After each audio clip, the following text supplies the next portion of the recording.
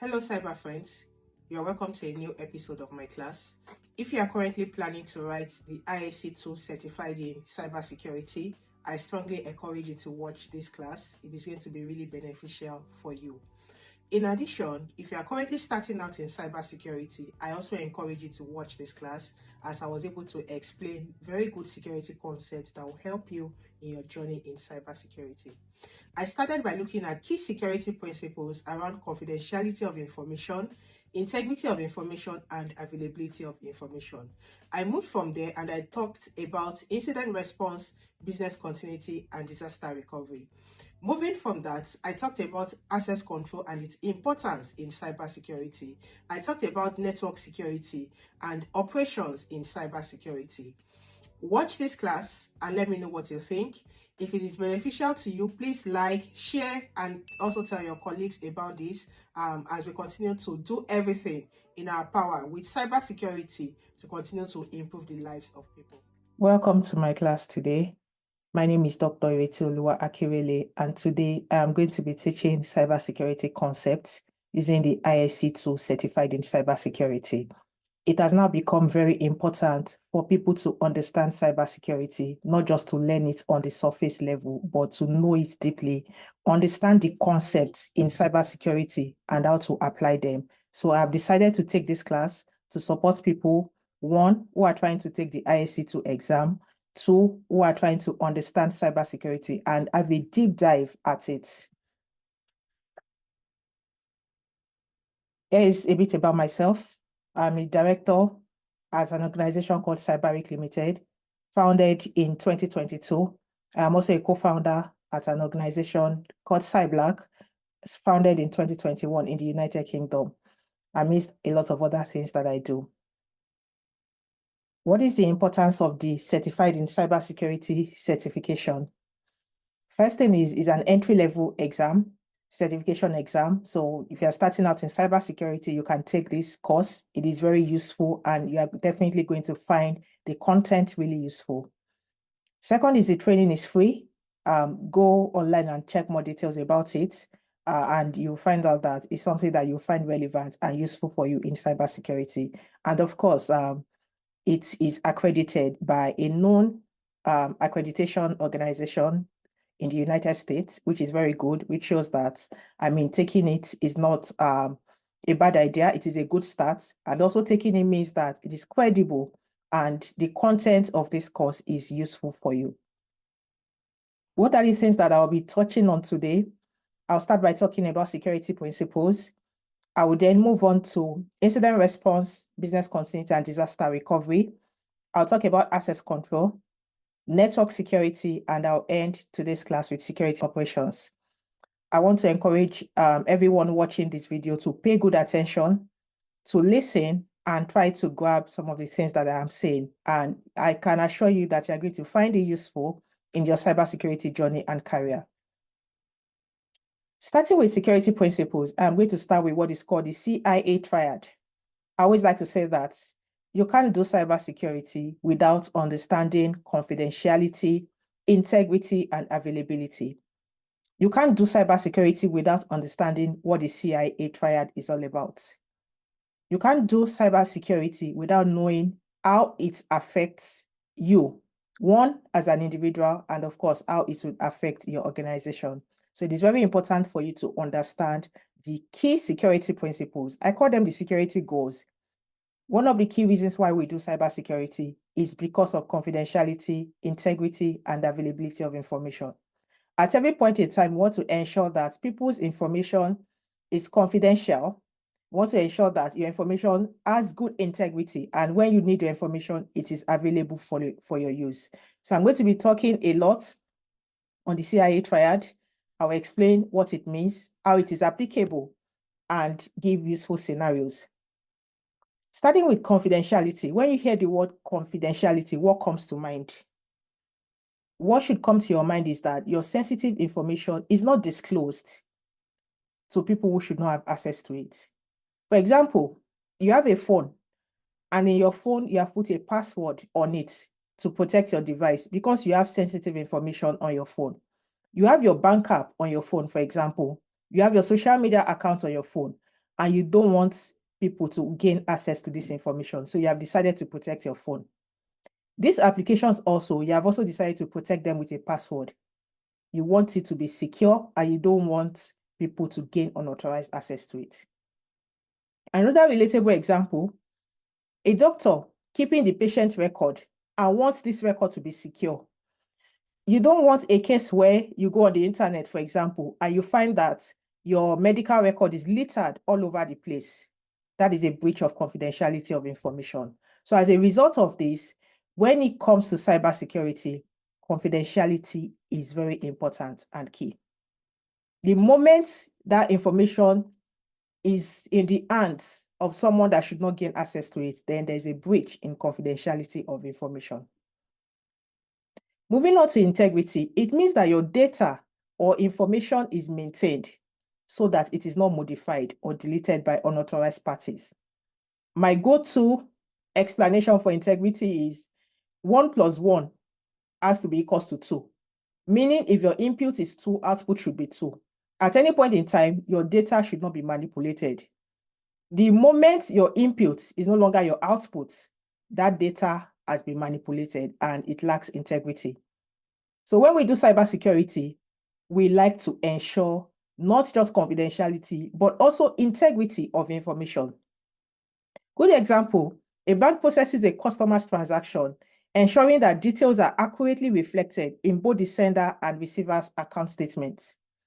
Good example of integrity. Ensuring that information is reflecting accurately. I always like to say that if you put money in your bank, for example, and assuming you have $5,000 there, let's even assume that they remove some charges and all of that. By the time you want to check your account, you've not made any transaction and you find $1,000 in your account. A manipulation has definitely happened and there's a lack of integrity in question. The CIA triad is really intertwined. One can lead to another. So at every point in time, when we do cybersecurity, we have to ensure that the three is working in line and working well. If lack of integrity happens to your information, what you find is that you deal with lots of problems around inaccurate information. If it's an organization, they lose their reputation because nobody wants to do business with an organization that can't assure that the information is going to remain intact. And when we move to availability, we say ensuring timely and available access to and use of information. For example, you want to take money out of your account. The $5,000 that you have in your account, you want to take it out. Availability. You don't want a case where you're trying to get into your app to take out your money and you start seeing stories that you can't access your app, you cannot take out your money. Availability of information is already affected. At every point in time, availability of information is crucial to cybersecurity. And when there is a lack of availability of information, it impacts. From individual perspective, it impacts. And also from an organization perspective, it impacts. Again, lots of implications. The one on the top of my head is reputational issues. And at every point in time, it is important to ensure that an organization does not fall victim of that. And these fundamentals are one of the reasons why cybersecurity is very crucial. Whenever you hear the word cybersecurity, always tie it back to CIA of information. We are trying to ensure confidentiality of information. We are trying to ensure integrity. And we are trying to ensure that information is available when it is needed. Moving on from this, I'm just going to also touch about other key security principles that we should pay attention to. I'll start with authentication. What does authentication mean? Simple terms. When you hear the word authenticate, what comes to your mind? And I will see authentication as you are trying to access a system, for example, and you inputting something to be able to gain access to that system. Something has to authenticate you to say, yes, this person is the true user that should have access to that system. And that is the word authentication. It shows that you are genuine, you are real, you are a true person that needs to authenticate to that system.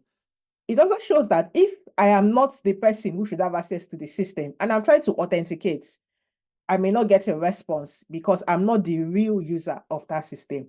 So at every point in time, authentication is key and crucial in cybersecurity. And when someone is trying to authenticate wrongly, it also raises issue in cybersecurity.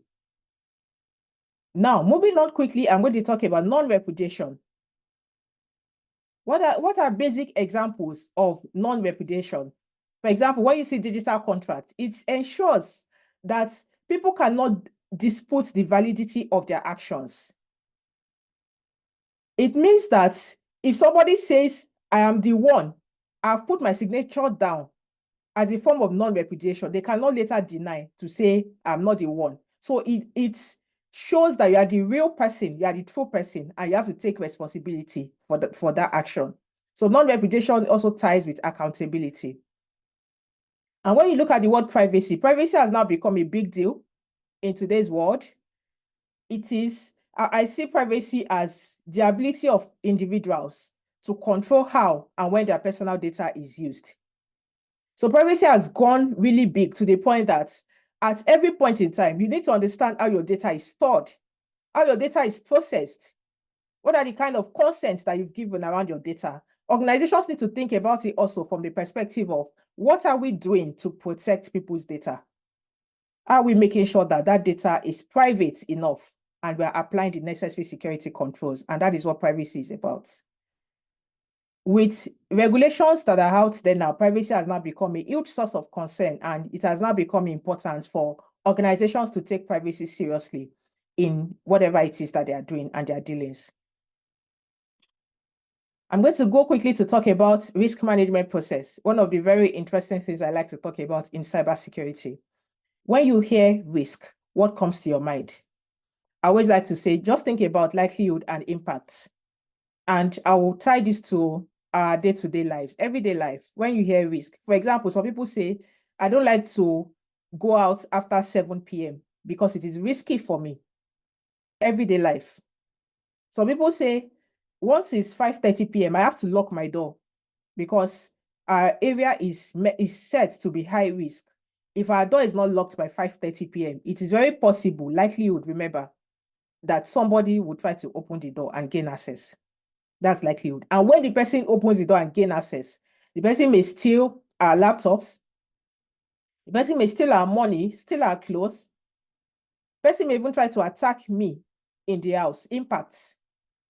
So the likelihood and impact is risk. And remember, it is likely, we are not saying that it is going to happen, but we are saying that if we don't take adequate controls or put adequate measures in place, it will definitely happen. So we need to begin to think about that. And that is what risk is about. Every organization must think about risk. I always like to say that risk is at the center of cybersecurity. We do cybersecurity because of risk. The moment we find that there are no longer risk in the cybersecurity field, we will stop doing cybersecurity. So risk is at the center, and it is very important. First thing is risk identification in the risk management process. How do you begin to think about identifying risk? One, by first understanding the type of risk assessment or risk management that you want to embrace. Is it asset-based? Is it process-based? If it is asset-based, you have to understand the critical assets that exist within the organization. And when you've done that, you begin to understand the threats and the vulnerabilities that could possibly affect these assets. Are there controls in place that exist that can help us to minimize the risk of these assets? And then we go from there and we begin to assess the risk. When we carry out the assessments, we begin to think about it. Is this a high risk? Is this a moderate risk, or is this a low risk? At the moment when you think about it, that this risk is high, we begin to put controls in place. Why? If we don't do that, it is possible for threat actors to take advantage of this risk and exploit it. And when that happens, you find that the risk has now become something that would happen within the organization. And we're always trying to work against that. And then the entire risk management process also ensures or pays attention to decisions that will be made. So for example, I gave an example to say that likelihood and impact. If someone comes into your house and takes your laptop or other belongings that you have. Then you begin to think about decisions. Maybe you escalate to your landlord, for example, a decision maker. And then the landlord says, okay, going forward, we need to have extra level of barriers. Or going forward, we need to begin to join estate meetings and think about other ways that you can protect yourself from this risk so that it doesn't happen, which is very important. So the entire process is risk management, and you do continuous reporting to ensure that at every point in time, you are reporting on this risk, and you can get to that point that this risk can be minimized to acceptable levels. Okay, moving on from that quickly, I'm going to talk about security controls. Like I said, when risk exists, we have to think about controls. What are the controls that we can use to effectively manage this risk? I always like to say that when it comes to controls, there's absolutely no reason to reinvent the wheel. There's no reason to begin to rack your head to create controls from anywhere. There are lots of standards and frameworks that are out there that you can leverage when you are implementing controls. Different kinds of controls exist. But first of all, what are security controls? When you hear the word controls, what comes to your mind? There are safeguards. There are countermeasures. Remember what I said? I said your landlord can say you should put barriers in place. Those are controls. Those are safeguards. Those are measures, countermeasures that you are putting in place. Your landlord said that you should join the estate meeting to reduce the risk. Safeguards. Or you may need to change your lock. Or you may need to have a camera in front of your house so that while that person is trying to come in, you're already getting notified and you can call the authorities. Controls. There are safeguards, there are countermeasures, and you can implement different kinds of controls. Technical controls, physical controls, administrative controls. You can put different types of controls in place to help you minimize risks effectively. When you're talking about technical controls, for example, you're talking about systems, hardware, software that can help an organization to reduce potentially the risks of them being breached or being victims of cyber attacks. When you talk about physical controls, they're talking about physical measures. You put barriers, put security guards in place. Those are physical measures that can be put in place to reduce the risk. And when you talk about administrative controls, they're talking about directives. They're talking about guidelines. This could be policies.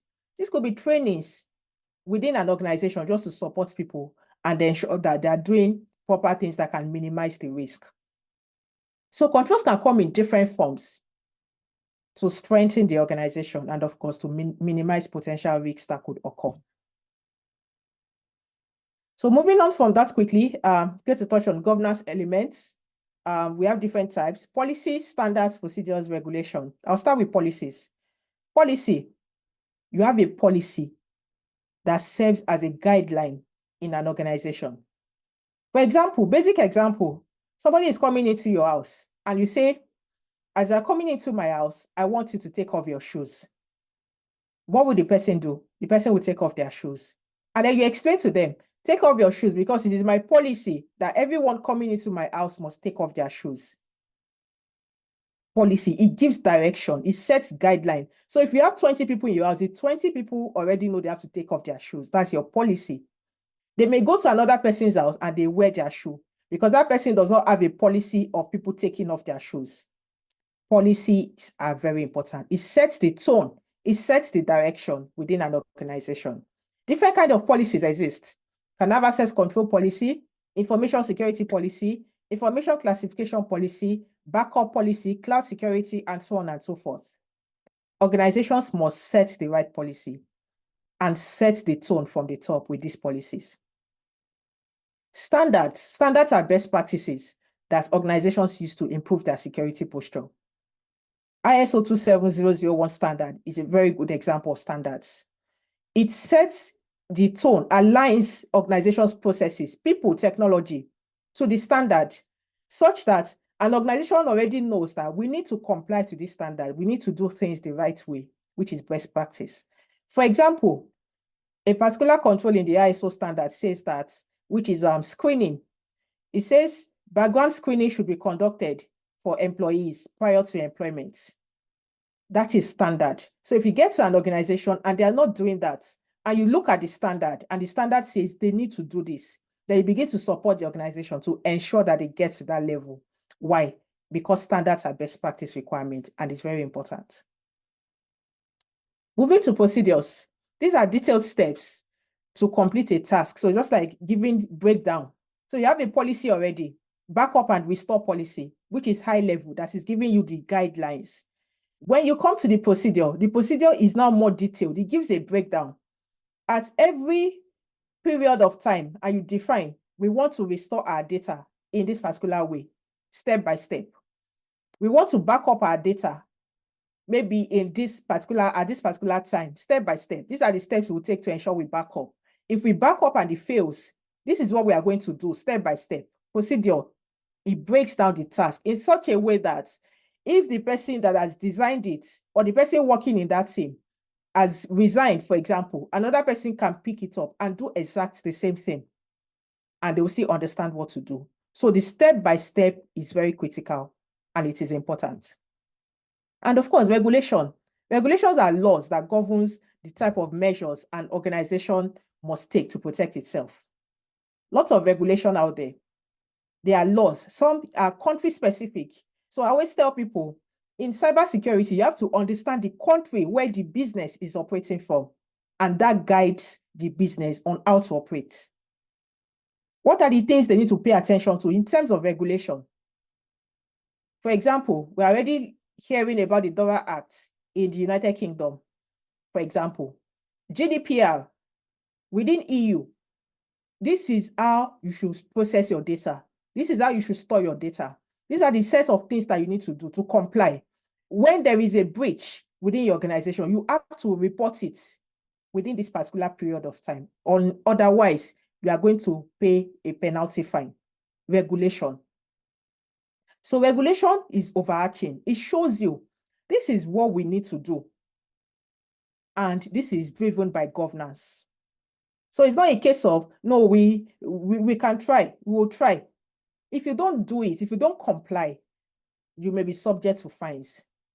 So it's always important to, if you are working in an organization, for example, understand the regulation in terms of their governance structure.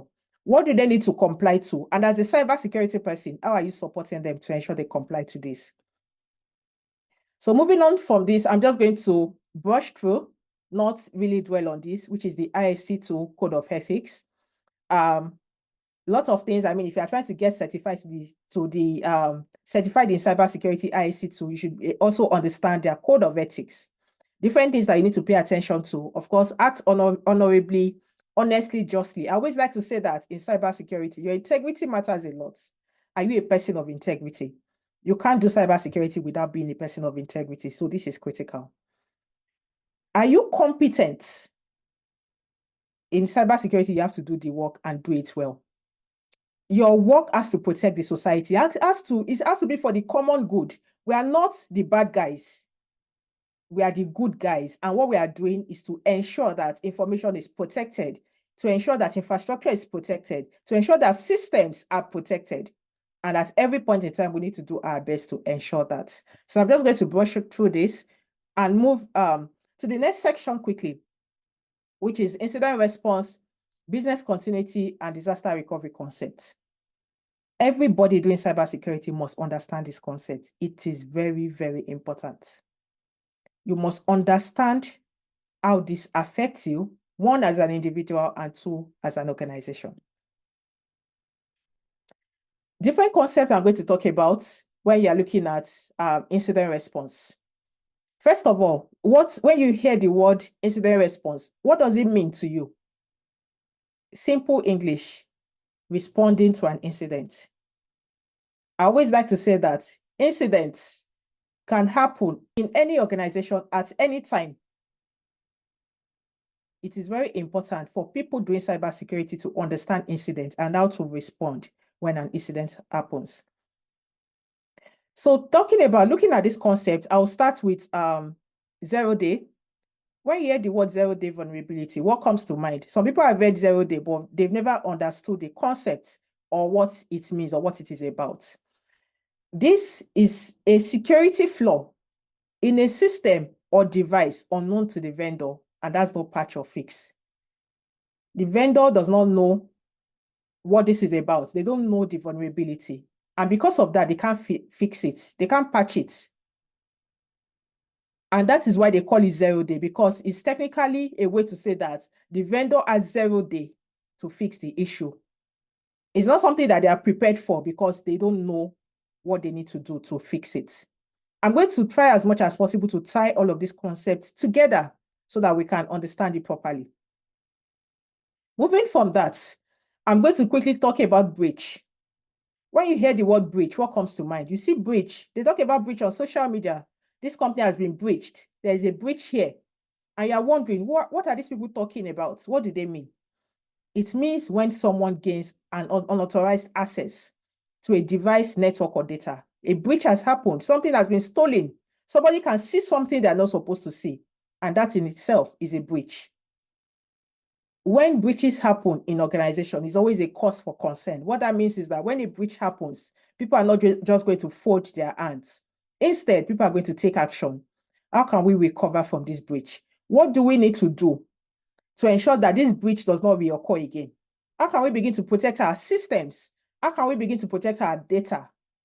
How can we begin to protect our network? What are the measures? What are the controls, safeguards that we need to have in place? Do we have sufficient technical controls? Do we have physical controls in place? Do we have administrative controls in place? And they begin to think about all of that to protect against future breach. Saying that, moving on from that, I talk about events. What is event in cybersecurity? Event is a very common word in our day-to-day life, but when you tie it to cybersecurity, what does it mean? This is alerts indicating that something unusual is happening in our computer systems. Remember, not every event is an incident. You can see a security event. It does not necessarily mean it is an incident, but you have to check, investigate. When you see an event, you need to investigate and see, where is it coming from? What does this mean? How does this affect us as an organization? What do we need to do? Is this something that we just need to pay attention to one-off? Or is this something that we need to flag? Is this something that we need to put measures in place so that this does not actually lead to an incident? And this is why event is something that is not overlooked in cybersecurity. When you hear the word incidents, what comes to mind? Remember, I said event is alerts that you get that indicate that something is happening within your system. But incident, in this case, is an unwanted event that could harm your system or data. In some cases, incidents are malicious, and in some cases, they're accidental. Example, somebody is trying to send an email, maybe to another person, and they click send without checking if it is the right sender. If they've sent that email containing confidential information to the wrong sender, that is an incident. The intent was not malicious, but it's still an incident and it should be reported. And all the necessary action should be taken, because it could lead to a malicious incident if care is not taken. So it is very important for us to pay attention to incidents within our organization. Remember, incident is an unwanted event that could harm our organization system or data. Moving on from that, I want to quickly talk about intrusion. When you hear the word intrusion, what does that mean? It means somebody has gained unauthorized access. It's just like when you say somebody has intruded my house. Person is an unwanted guest. Person has gained unauthorized access. There's an intruder in my house. You didn't invite the person, but the person has come. It's the same thing when you're talking about cybersecurity. This person has gained unauthorized access to a device, network, or system. Person is crawling within the network. The person is an intruder. The person is not supposed to be there, and the person is trying to do things and understand what's going on within the organization's network. That is intrusion. Tie it back to English. It's just basic. And then when you see exploits, so you look at exploit, threat, vulnerability, they go hand in hand.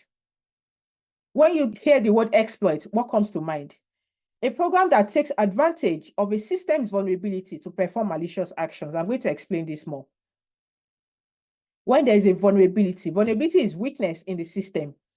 When there is a vulnerability in the system, it can be exploited for malicious gains. So vulnerability, threats, exploits together. Those, in fact, threats, when you are defining threats, you find the word exploit in threats. So they go together. So remember, the key word there is weakness. The vulnerability is a weakness. You know, when someone says I'm vulnerable, they're trying to tell you that they are weak. They can take advantage of me. I am vulnerable. It's the same thing in cybersecurity. A system is vulnerable means that the system can be exploited. It means the system is weak. It means there are flaws in the system. The system can be taken advantage of. So tie your vulnerability back to your English term and you will never forget it. So still on that, and then when you talk about threats, malicious acts that could damage or steal data or disrupt a system. Threats is taking advantage of the weakness, the vulnerability. I've said vulnerability is the weakness in the system, and threat is taking advantage of that to steal data, to cause an attack, for something to happen, to disrupt the system entirely. So when you're talking about incidents, you need to understand these terms and understand them very well. Again, remember, all of these terms are intertwined and they go hand in hand. Main components of incident response. I'm just going to quickly breeze through this. Starting by preparation. I always like to say that you prepare for an incident. It is not a case of if, it is a case of when. No, my company is secure. No, we are doing things right. We're 100%. It's just a matter of time. We've seen big organizations. They have the people, they have the structure, they have the capacity, they have the technology. They're doing everything right, but they still fall victim of cyber attacks. So preparation is key. Do you have an incident response plan? See, some organizations, is when the incident happens, they begin to scuttle and try to put a plan in place. Do you have a plan? Have you ever tested the plan? Do you have an incident response team? Do you understand what an incident is? Do you understand what an event is? Are you prepared? How prepared are you? And then when the incident happens, detect. You go through the process of trying to detect what's happened here. Let's analyze. Let's analyze this incident. So what happened? What were we supposed to do? We are trying to investigate. What were we supposed to do? What are the things that caused this? Root cause? And you do all of those analysis. When I say you, in this case, I'm talking about the incident response team with clear roles and responsibilities. And then when they understand the cause, what happened, what got us to this point, they begin to contain. You need to understand it first before you can contain. Okay, as part of containment, we need to remove this system, isolate it from the network totally. What are the steps we need to take to recover? How can we get back to normal? If contained, then what next? What are the things that we need to do? If something has gone wrong now at this point, can we begin to recover back to normal? And then post-incident activity, understanding your lessons learned. What are the things we did well? What went wrong? What are the things we can do better in the future? Put all of those together and continue to improve your incident response process. So moving on from that, I'm just going to quickly run through the three main models for an incident response team. When you hear about leveraged incident response team, what comes to mind? It means that maybe an incident has happened and they're trying to bring individuals from different departments. These people are just brought in temporarily to look at this incident, analyze it, work together, and ensure that the incident is done, things around the incident is done properly, the response is coordinated, and after that, they get back to what they are doing. That's the leverage model.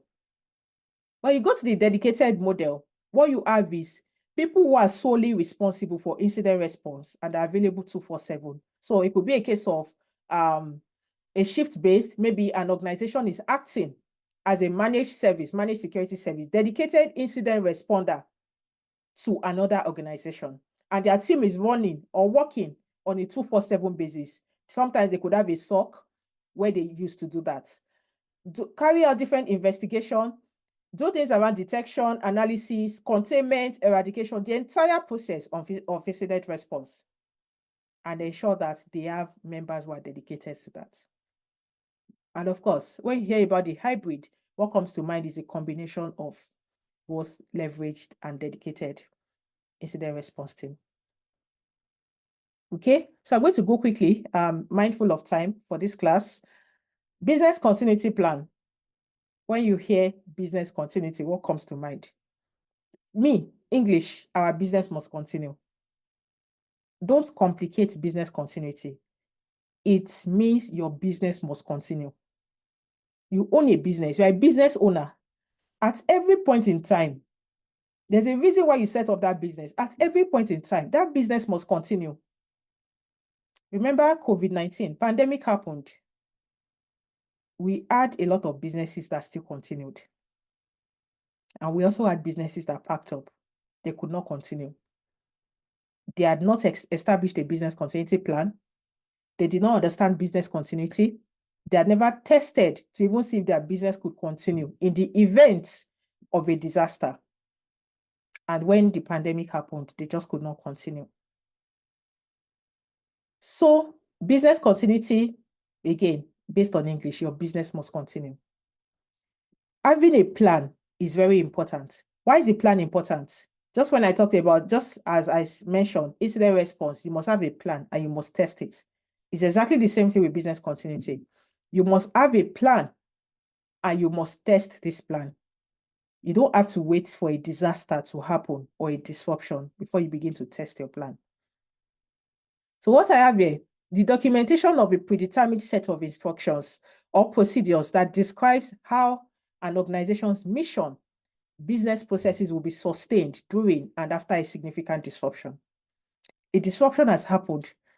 Do we have what it takes for us to still continue business, or does the business die because of a disruption? I'm sure a lot of people don't want their business to die because of a disruption. So a business continuity plan is important. And what are the things that should be considered in the plan? I'll start with when to enact the plan. What are the steps we need to take? Or is it at every point in time, we just kick off the plan, activate the plan? Or do we know when? Do we know the steps we need to take to activate a business continuity plan? Do we have contact numbers of our critical members of the supply chain? Some organizations don't even know their critical suppliers. It's when an incident happens, they begin to think, okay, so which supplier is critical to us? Which supplier is not critical? The contact numbers are very important. Example, you're an organization that runs your business, and one of the key things that is critical to you is diesel to power the company and the infrastructure and everything. You need to have the contact number of that diesel supplier or multiple diesel suppliers so that you can continue business. If there's a disruption, a strike, and because of that, the organization cannot supply diesel to you, will your business pack up? That's the question. So this is just an easy, quick example. Guidance for management, including designation of authority for specific managers. When a disruption happens, people need to understand what they need to do. What is our role? We need a tone for management to guide us to understand our role effectively. Who are the business continuity team members, including their backup? One person should not be the sole team member when it comes to business continuity. That itself is a risk. Because what happens if that person is off sick or that person is unavailable? Do you have a backup that can take over and run the business? Notification systems and call trees for alerting personnel is important also in business continuity. Do we know who to call? Passing the chain. Do we know how to get notified? Sometimes within an organization, maybe something has happened and you don't even have access to the network. You can't send emails. Do we know the next thing to do in that situation? Or because the disruption has affected our emails, we can't connect to the network, we can't do anything. does that mean that the business has packed up? Business continuity is very important in cybersecurity. Disaster recovery. Incident response, business continuity, disaster recovery, they go hand in hand in cybersecurity, and you need to know them and understand them effectively. Disaster recovery is not too far away from business continuity. Business continuity looks at the entire business. And when I'm talking about the entire business, it encompasses technology, the suppliers, the people, the location of the business. Those are some examples of what business continuity encompasses. But when you look at disaster recovery, you are talking about the IT, technology in itself, the system. How do we ensure that we can recover our system when a disaster happens? That's disaster recovery, and that's the difference between business continuity and disaster recovery. So it says the activities necessary to restore IT and communication services when there's a disruption, when there's a disturbance, or whatever it is. Do we say our core application is down? So because of that, nothing else to do. The business will suffer. If I want to withdraw my money from the bank, for example, I want to make a transfer. My bank cannot, if my bank says the core application is down, or our application is down, so you can't access your app, you can't transfer money, you can't do anything. They do that the first time, I forgive them because this is their first time, it's not normal. So yeah, that's fine. They do that the second time. They do that the third time. That's it for me. I'm not going back to that bank. And I'm sure a lot of people will share that same sentiment. That is why disaster recovery is important. So what happens? How are you able to recover back? How are you able to restore your technology and ensure that it is working? So your plan should have executive summary. How do we recover? What is our recovery time objective to recover our key applications? So I always like to say that businesses also, they need to understand and identify their critical applications and begin to understand the time it will take them to recover. One is understanding the time. Two is testing to ensure that it's not just a case of putting the time down and understanding it. We can recover within the set time frame. Recovery points. At what point can we go in terms of data loss? We have a lot of cases now, thank God for the cloud. Real time. People are storing data. Data is getting there real time. So if there's an issue, they're able to restore back to real time. Recovery points. Understanding the people who are responsible for what. Have we taken our plan away from our system? Does our team members have our plan?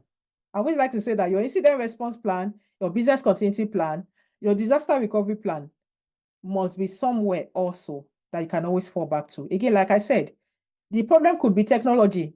No access. You can't access your system, can't access the network, can't pull anything out. Do you have a plan that you can fall back to? And of course, are there checklists in place for certain people that they can use to support them to recover and restore? So I'm going to move on quickly. I'm really mindful of time. This is supposed to be a summary class, but I just needed to go in depth in terms of explaining some concepts. But now I'm going to try to move very fast to cover the remaining bits of this class. So going to access control. Access control, very simple definition. I'm going to give that. Gaining access. For example, you live in a house and somebody is coming into that house. If that person has the key and they put it at the door will open and they will gain access. If somebody has gone to cut your key, maybe when you were sleeping and they cut your key, they will gain unauthorized access into your house. Access is very important. Who should have access to what? And how should they have the access? If you don't want somebody in your house, you don't give them your key or you don't give them your address. Defense in depth. This is a strategy that integrates different types and layers of controls within the organization just to ensure security, adequate security. Privileged access is just from English definition. When you say somebody has a privilege, it means they have more entitlement. They're entitled to more things. And the same thing with privileged access. Privileged access is very important to manage in an organization, because if you give people the wrong privileged access, it can cause the organization to go down. Only people who should have authorized administrative access should have it. That is what privileged access is about. I've seen cases in the past where some organizations give privileged access without doing the necessary checks and understanding of roles, but just because they feel this person deserves to have it and they give it. That is a poor practice of giving people privileged access, because it can cause the organization to be breached. Provisioning is very important concept as part of access control. When someone joins the organization newly, they get their account created and they begin to get provisioned. Okay, you have access to this, you shouldn't have access to that. In case where they change roles, the account is modified. Okay, now that you've changed from being a customer service person to a service management person, now you can no longer have access to this resource. Now, these are the new set of resources that you have access to. If they're not in the organization, or they have like leave of absence leading to a period of time, they get their accounts to be disabled. By the time they leave the organization, they get their accounts to also be disabled, and of course, maybe in the long term can be deleted depending on the organization's policy. Very important in organizations. As part of access controls, it's important for us to talk about physical access. An example of physical access control is your security guards that you see manning a building. That's physical access control. Before you come into that building, they begin to ask you questions. What are you looking for? Some areas are very sensitive, and because of that, they need to have people who are going to man those buildings. And then you have cases where you're trying to get into the building. Maybe the security guard has given you a pass. You still have to go through some other access. Maybe you need to get a card at the reception to tap in to get into some areas, and those areas can also be restricted.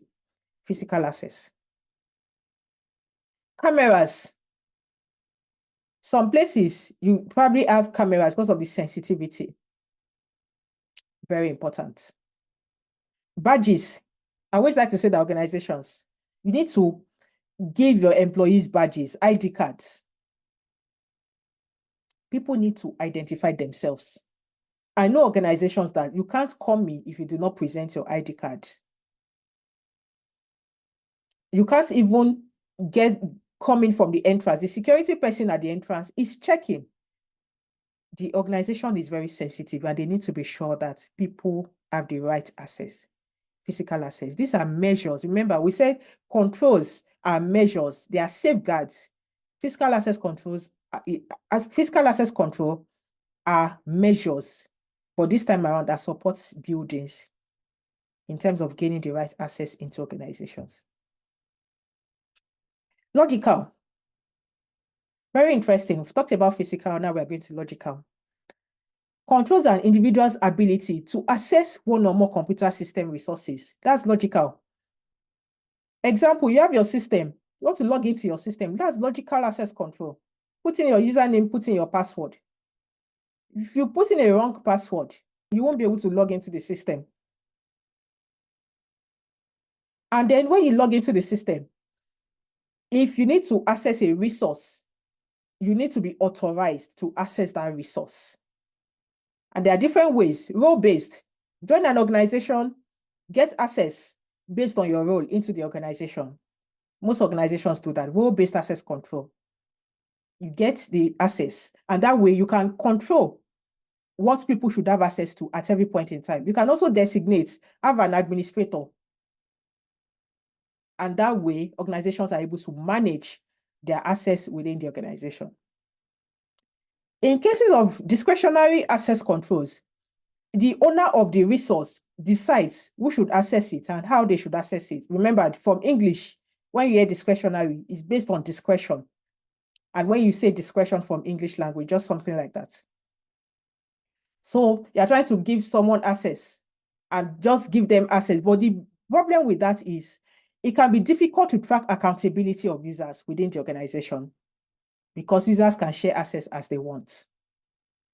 And then mandatory access control is based on sensitivity of the data or the type of clearance level that the user has. And that way, the system is able to limit access. So you can access this, you can access that, but that depends on sensitivity of the data in question. So access control is an important concept in security, and you need to understand it. Everything we do when it comes to cybersecurity, access control plays a part. Very easy. You have a phone. I'm sure almost everybody has a phone. You have a phone. You want to access your phone. You bring the phone. For some people, you bring the phone to your face. And that way, it authenticates you. Remember, I talked about authentication. Proof that you are genuine. Proof that you are the user. There are cases where people will try to access a phone that is not for them. And they put that phone to their face. What they find is that the phone will not authenticate them. Instead, it puts something like enter passcode. Access control. Basic, you have a phone. There's a barrier. You need to cross that barrier to access the phone. So access control is very important when we talk about cybersecurity. Just going to run through this. Defense in depth, I mentioned this already. It leverages multiple security measures to protect an asset. Football terms, I like watching football. So in football terms, you can't say that because the team has a set of defenders, they won't have a goalkeeper. Why? Because the team is trying to win. So if they decide to have only defenders, no goalkeeper, what happens is that the opponent will try to score them and take advantage of that. Defense in depth. Different level of security measures, multiple. So that if one line of defense is compromised, if the defender is compromised or the defenders are compromised, for example, the goalkeeper can save the day. Very important. So defense in depth is a critical part in cybersecurity, looking at different ways to protect our systems, looking at different ways to protect an organization. And that is why standards and frameworks are very good, because they introduce different type of controls to protecting organizations for improving security postures within organizations. I'm going to go quickly to network security. Like I said, I'm really mindful of time, so I'm just going to brush through some of these concepts. What is a network? When you hear about network, technical network now, I like to say that 3 things are very important. 1 is connection, 2 is communication, and 3 is transmission. These are the fundamentals of network. These are the basics. This is the way to understand network. Different types of network that you can see on my screen. The word that puts them together is connection. You have to connect to a network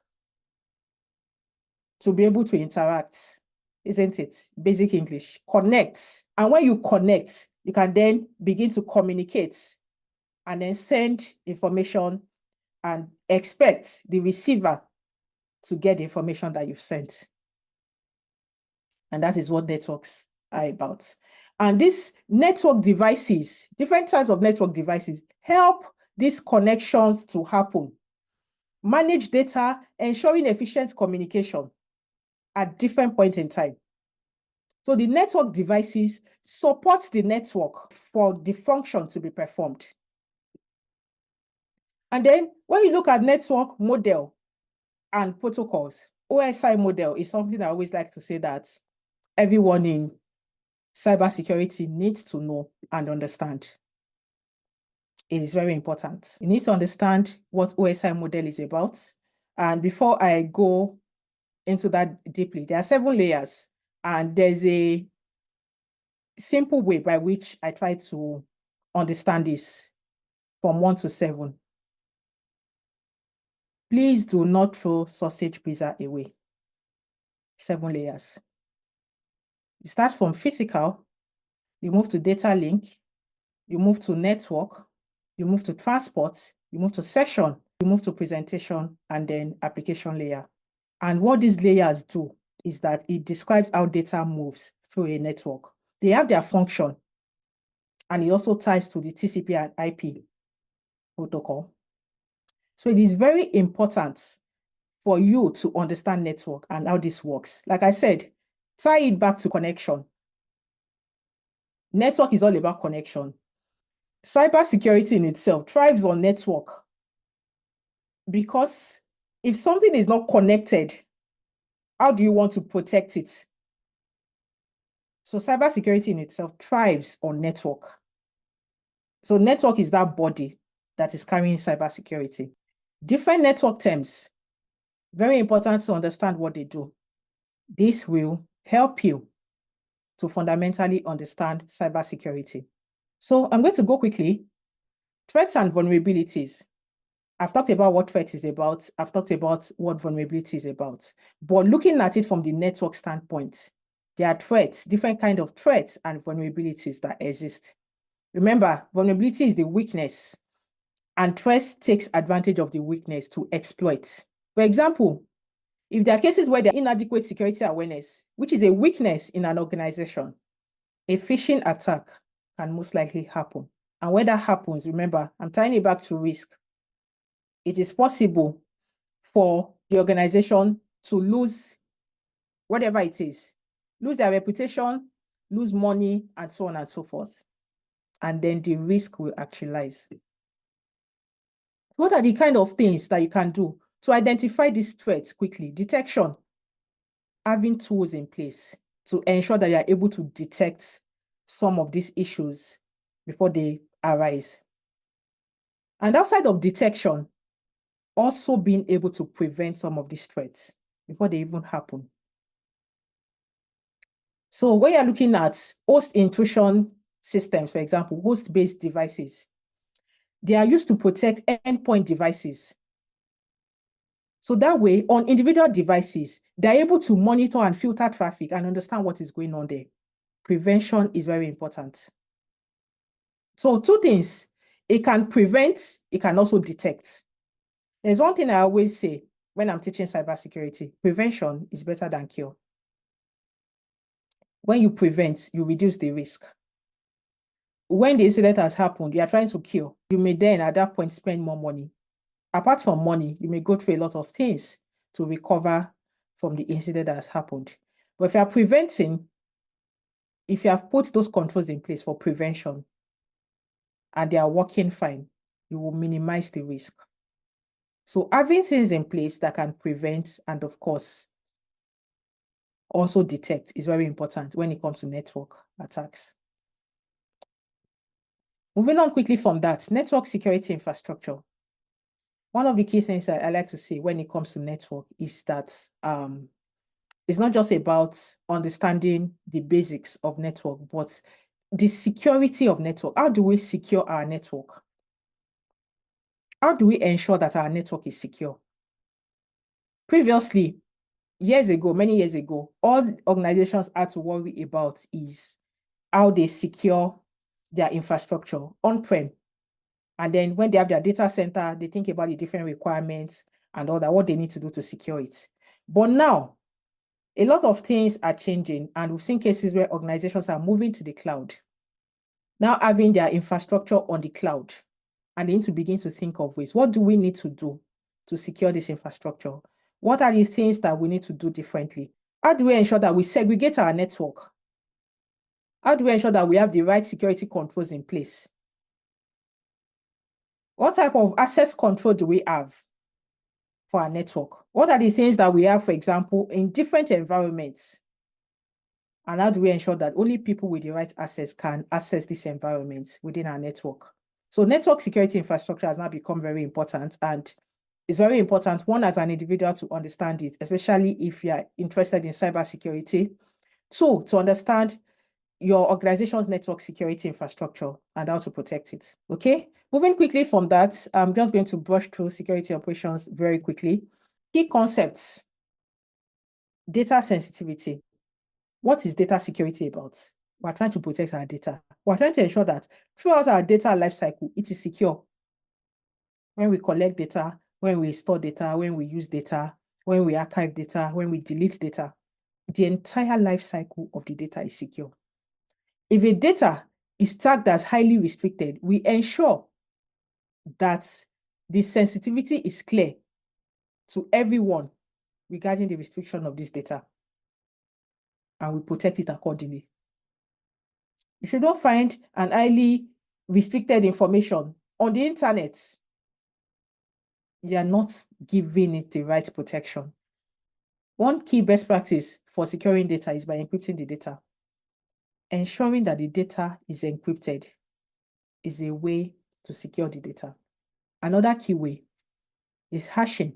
Easy example is password verification. Your passwords that you input, one of the key things to know is that if these passwords are stored as clear text and the file is compromised, that's a breach already. Imagine having thousands of passwords in clear text. I think I've seen that kind of breach happen before. So hashing is a very important part of cybersecurity, and it speaks to integrity. It verifies the integrity of a piece of data, which is very critical. And there are lots of benefits when that is done. I'm just going to move quickly from that because of time. System hardening, just from English. When you say you want to harden something, what does that mean? You want to make it tough. You want to configure. You want to make it secure. Just from English, when you say this person is hardened, is a hardened person, we are saying the person is tough. It's the same thing when you're looking at system hardening. You are configuring the system.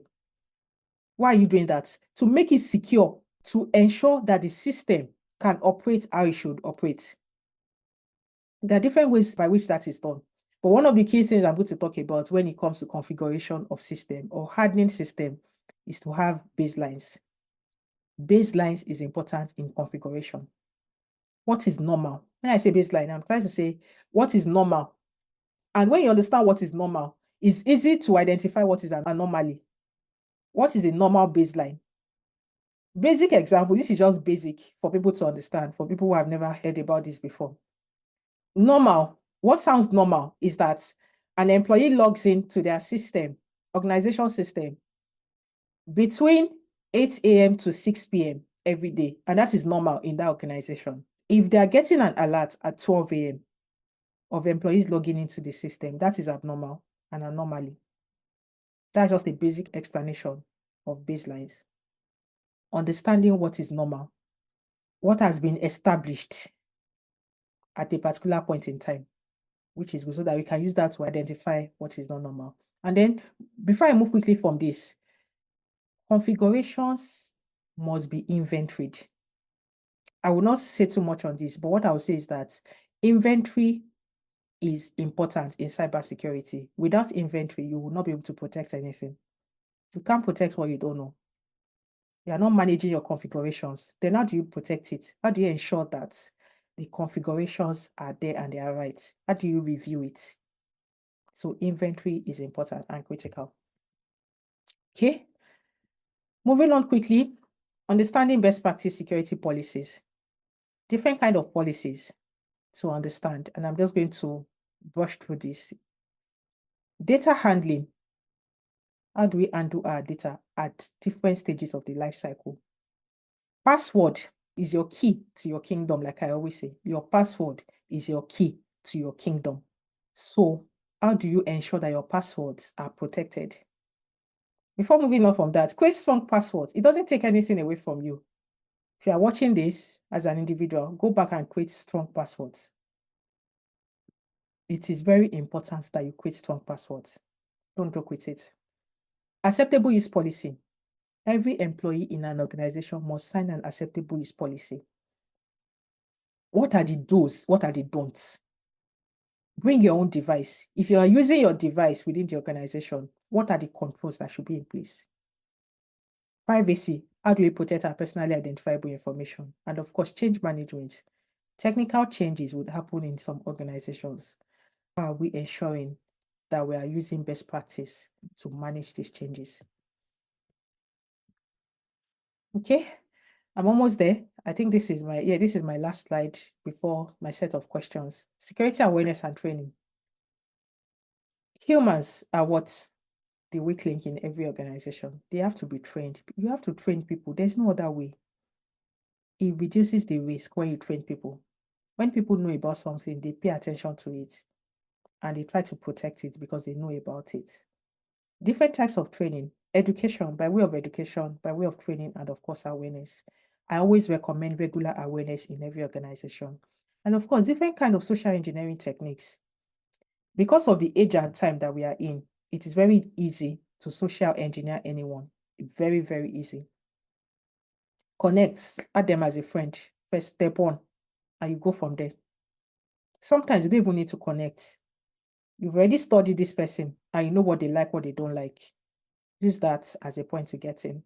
I'm not going to go through these themes, but social engineering has now become important. We need to understand these techniques and begin to protect ourselves, protect our organizations to stay safe. That's it for this class. I just have a set of questions. I won't give the answer. If you are able to watch this to this point, I encourage you to respond to the questions. You can drop it in the chats or you can send them to me personally and I'll look at the questions. First one says, which of these components is very likely to be instrumental to any disaster recovery efforts?